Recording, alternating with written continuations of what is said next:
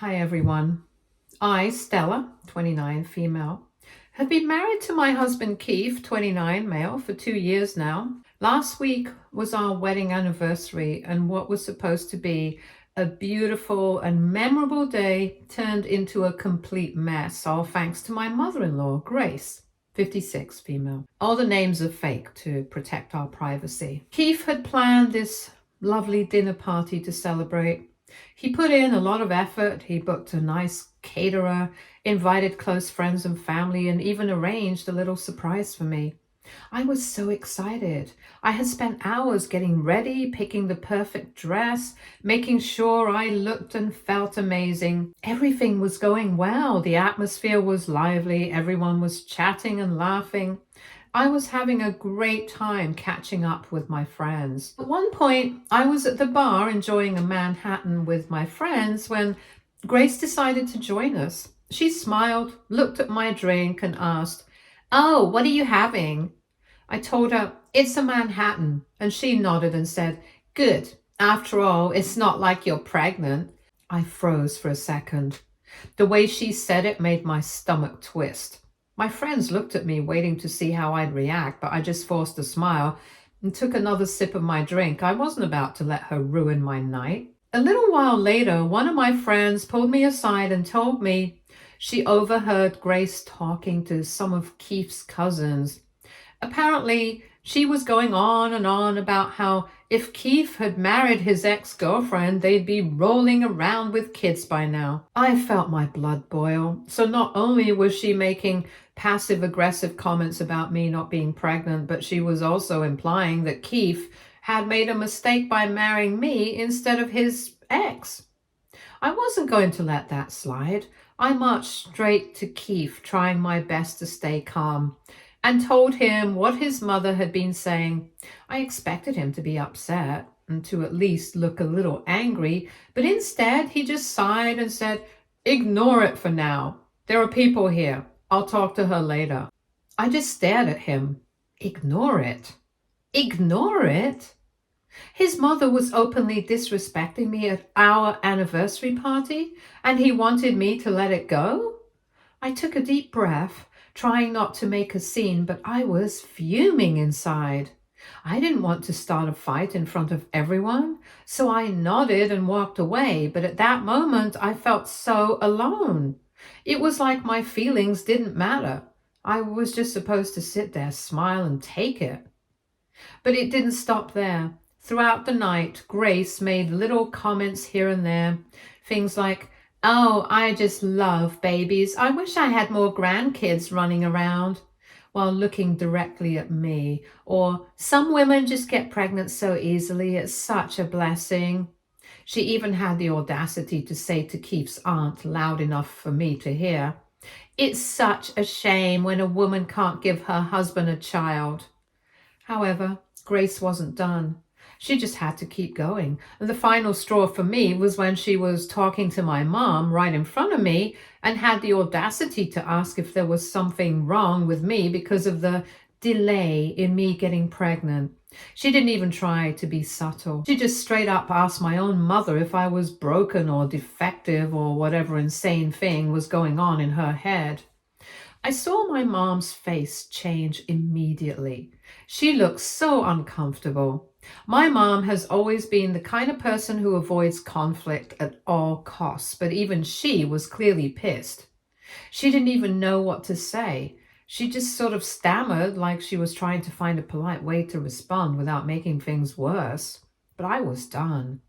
I had held my tongue all night.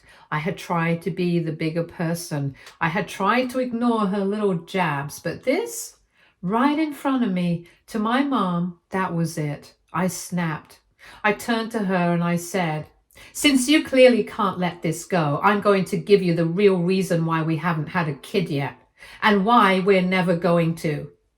That got her attention real quick. So I let her have it. I told her that the reason we weren't having kids wasn't because of me.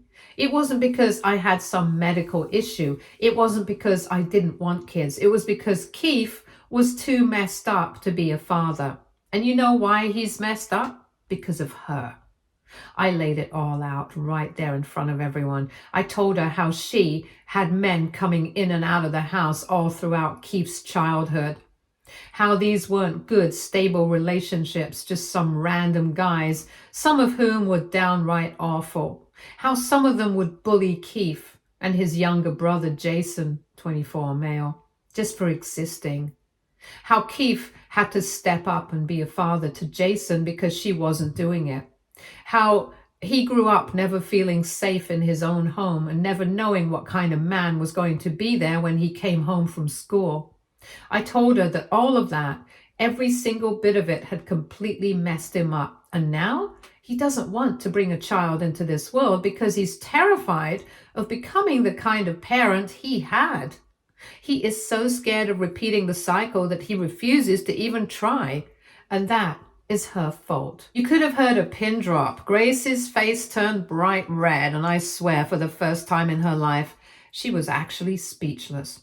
Her mouth opened and closed, like she was trying to come up with something to say, but no words came out. Keith was shocked. Honestly, even I realized that I had messed up. I knew it the second the words left my mouth. I had reached my breaking point. But it wasn't my place to say all of that. It wasn't my story to tell. No matter how much I hated Grace, no matter how much I wanted her to see the damage she had caused, I shouldn't have been the one to air Keith's trauma in front of everyone. Keith walked out immediately. He didn't even say a word and just turned around and left. I felt sick. I knew I had hurt him. I knew I had crossed a line, and suddenly all that anger I had felt moments ago was replaced with guilt. I didn't think twice. I followed him. I caught up to him in our backyard. He was standing there, his hands clenched into fists, staring at the ground. He looked so tense, like he was holding himself together by a thread. I could feel the anger radiating off of him. I didn't even know what to say at first, but then I just blurted out, "I'm so sorry."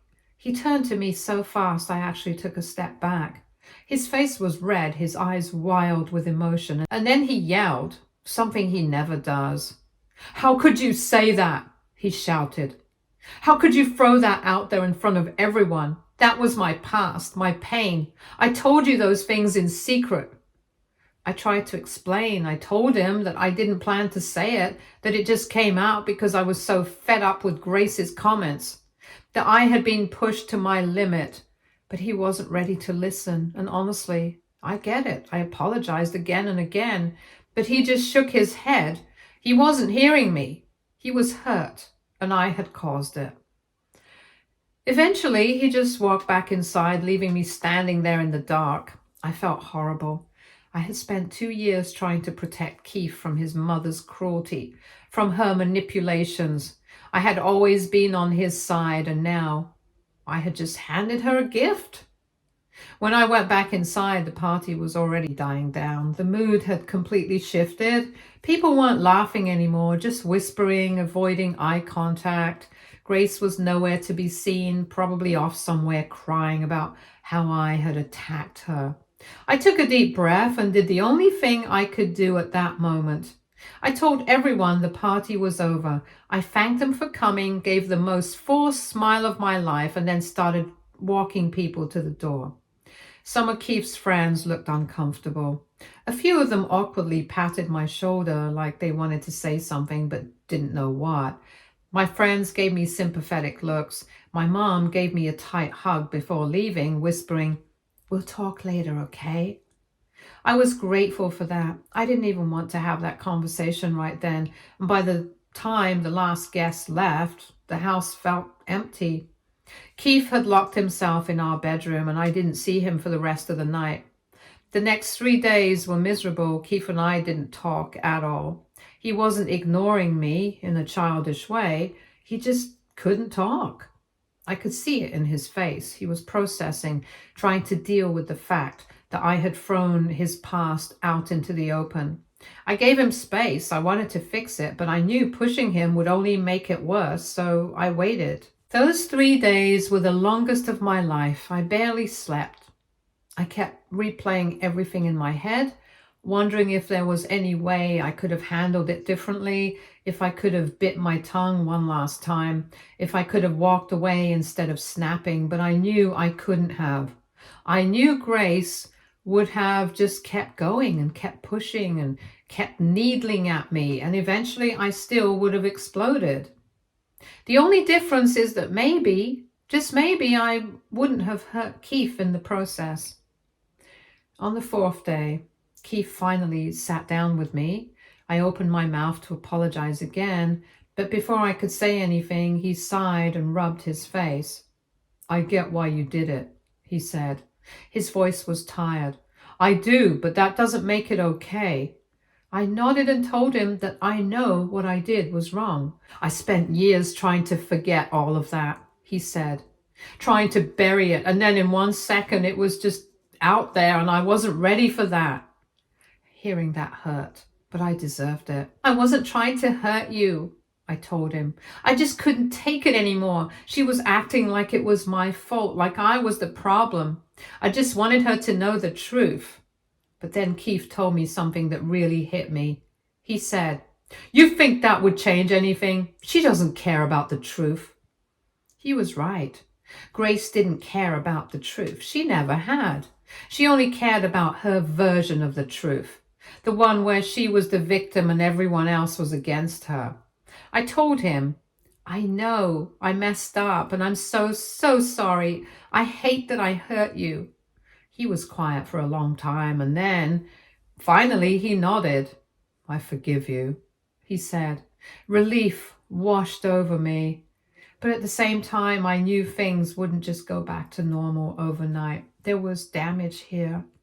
We had some healing to do. And as if things couldn't get worse, Grace was already out there making things even harder. She started spreading lies about me. She told people that I had made everything up and that I had been looking for an excuse to cover up my own shortcomings, that I was bitter, resentful, and that I had thrown a tantrum because I knew I was the problem. She made me sound like some unhinged, desperate woman who had lied to get out of taking responsibility for not being pregnant. I couldn't believe it. Some of Keith's family believed her. Others didn't know what to think. Some people reached out to me asking if it was true, and that just pissed me off even more. Like, really? They actually thought I would make something like that up? Keith was furious when he found out. But instead of confronting her, he just shut down again. Now, I don't know what to do. I don't want to do anything that will hurt Keith. I know how fragile his relationship with his past is. I know how much he struggles with it. But I also can't just sit back while Grace drags my name through the mud. I don't even care what she thinks of me at this point. I just don't want people to start believing her lies. But if I go after her, if I fight back, it'll just make things worse. And honestly, I don't know how much more of this I can take. So, Reddit, I'm asking you, what do I do now? Because I'm lost and I don't know how to fix this. Update 1. Hi everyone, thank you so much for all your suggestions on my last post. I read through everything and honestly it helped me feel a lot less alone in this mess. A lot of you suggested that I sit down with Keith and really explain why it's important to shut down these rumors, so I did exactly that. At first he was hesitant. He's always been the type to avoid confrontation, especially with his mom. I get it. She's a difficult woman and standing up to her isn't easy, but this wasn't something I could just ignore. His family is real close. They have get-togethers all the time. And if we didn't put a stop to this now, I was going to have to deal with these whispers and side eyes for the rest of my life. I told him that if he wanted me to keep being part of these family events, we needed to talk to Grace together. Eventually, after a few long conversations, he agreed. That was the plan, or at least it was the plan. But before we could even do anything, his younger brother, Jason, got dragged into it in the worst way. A couple of days ago, Jason called us out of nowhere, sounding furious. Apparently, he had gone with Grace to help her with groceries, and she spent the entire trip ranting about me under her breath.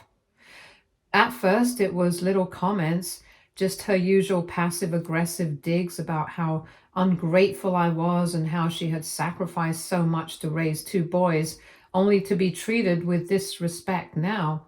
She was making sure he heard every word. But she acted like she was just thinking out loud. And then she started going off about how I was the reason she didn't have grandchildren yet. She made it sound like I was some selfish, career obsessed woman who refused to make sacrifices to be a mother, even though she had been so strong and selfless as a single parent. She even said I wasn't enough of a woman to have kids, which is a disgusting thing to say about anyone. Jason, who's usually the calm one, finally snapped. He told her that maybe she should stop bad-mouthing me. That was all he said. But Grace immediately took it as an attack, and she started raising her voice, saying that he was turning against her now, that I had brainwashed both him and Keith into thinking she was a horrible mother. She went on about how much she had done for them and how she deserved respect, not this kind of betrayal. Jason tried to de-escalate, but she kept getting louder, accusing him of siding with that woman over his own mother. It got so bad that people in the store were staring. Jason was so frustrated that he just left her standing there in the aisle and walked out. He called us as soon as he got home, still angry, still venting about everything that had just happened. He said that their mom had always been like this, twisting the truth, playing the victim, making everything about herself. But this was the last straw for him. He was done. When Keith and I decided to go to Grace's house to talk, I knew it wasn't going to be easy. But at this point, I just wanted this mess to be over. The rumors, the lies, the constant disrespect, I was done. If there was even a small chance that we could get through to her, we had to try. The moment we walked in, I could tell Grace wasn't happy to see me. She barely even looked at me. Keith started off calmly. He told her that we needed to talk, and that was all he said. And she was already on the defensive. She immediately shot back with, "I don't see why Stella needs to be here for this. This is between you and me." Keith didn't even hesitate. He just said, "Yes, she does." I could tell that threw her off. I don't think she expected him to stand his ground like that, especially in front of me. For years, Keith had always been the type to let things go, to avoid conflict with her because it was easier. But not this time. She let out this loud sigh like we were burdening her with this conversation.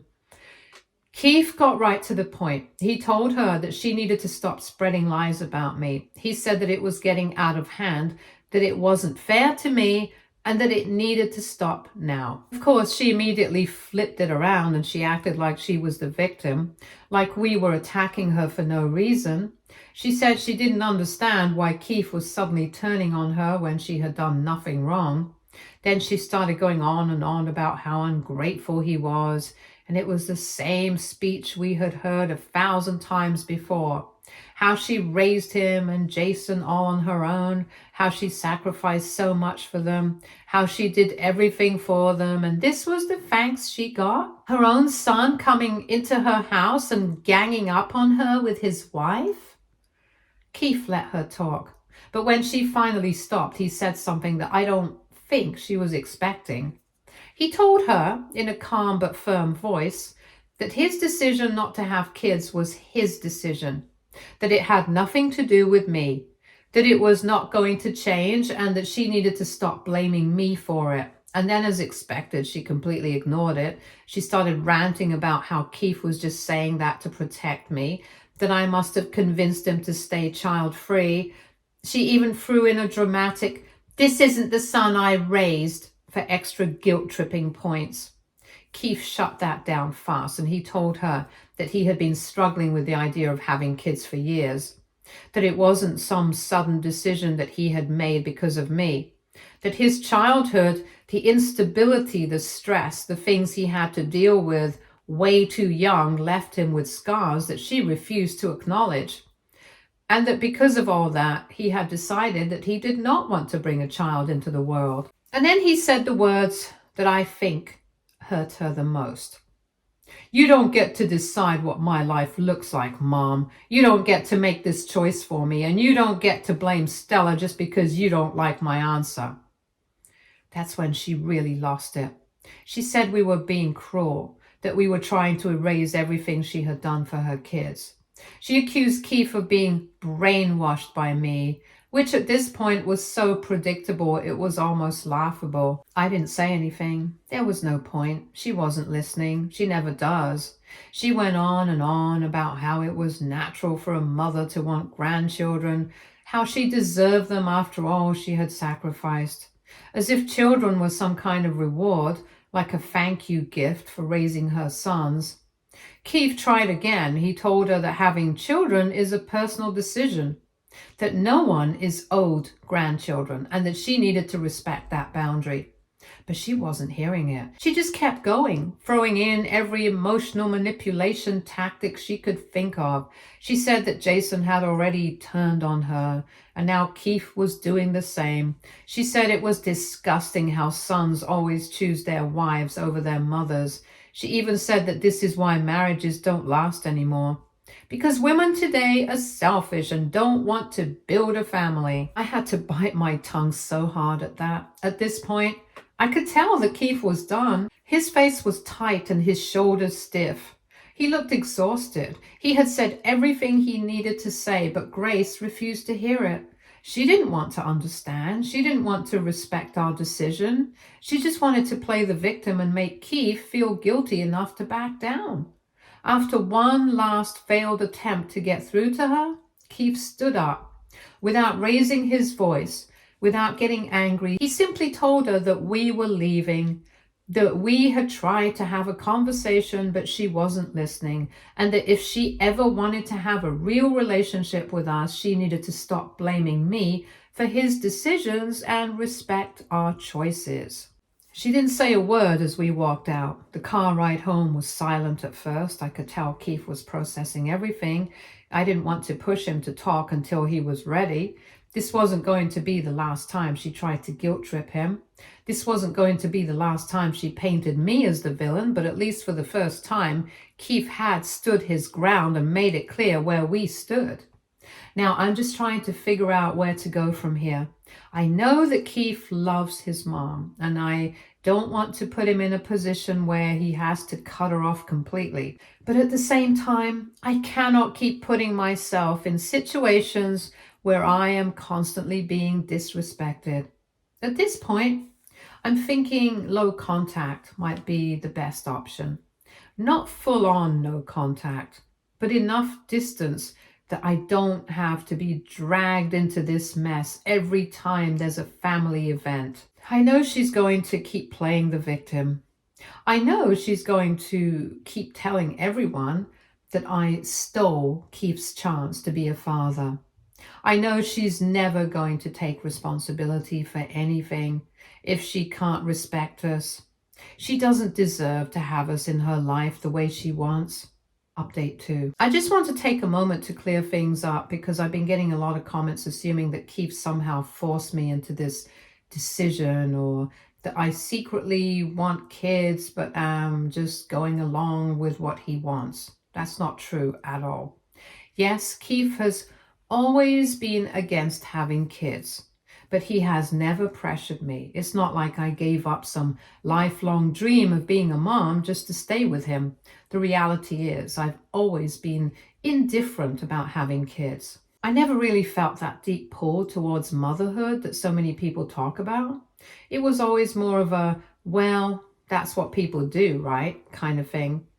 Where I grew up, having kids was just expected. It was never really presented as a choice. It was just a natural next step after marriage. You find a good partner, you settle down, start a family. That's just what everyone did. So for a long time, I assumed I would too. Not because I desperately wanted to, but because I didn't really think about it as an option not to. But I also never had that strong emotional connection to the idea of being a mom. I didn't fantasize about baby names or picture myself rocking a newborn to sleep. I wasn't against the idea of having kids, but I wasn't excited about it either. It was more of a, if it happens mindset. And then I met Keith, and for the first time I realized that I wasn't weird for feeling this way. When we started getting serious, we had the kids talk like most couples do. I remember feeling nervous because I thought, what if he wants a big family? What if this is a deal breaker for him? But when he told me he never wanted kids, I was actually relieved. So when we made this decision together, it wasn't like he was taking something away from me. If anything, it gave me clarity. I finally realized that I could say no to something I wasn't excited about, that I didn't have to have kids just because it was expected of me. I think a lot of people assume that if a woman says she doesn't want kids, she's just lying to herself, or will eventually change her mind, and I get it. Society has drilled it into our heads that motherhood is supposed to be this ultimate goal, the thing that makes a woman's life complete. But that's just not true for everyone. It's definitely not true for me. Update 3. I know it's been almost 3 months since my last update, but things have been a lot.